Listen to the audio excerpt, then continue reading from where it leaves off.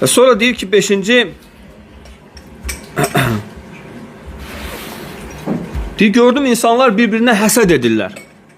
Bu ona həsəd edir, bu onun puluna, o onun maşınına, o onun miniyinə, o onun evinə, o onun nəyinəsə. Deyir, sonra mən Allahın bu ayəsinə baxdım.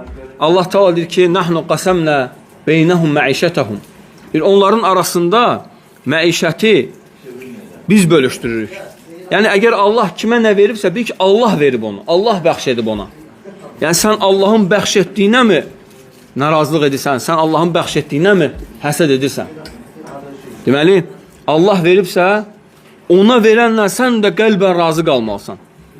Ona verən kimdir? Allahdır. Əgər Allah onu veribsə, Allah bölüşdürüb bunu.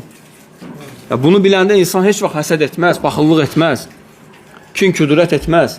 Əksinə qəlbi rahat olar. Öncəki sələflərdən biri nə deyir? Deyir ki, mən hər dəfə dua edəndə,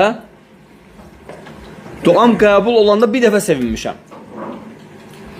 Amma duam qəbul olunmayanda 10 dəfə sevinmişəm.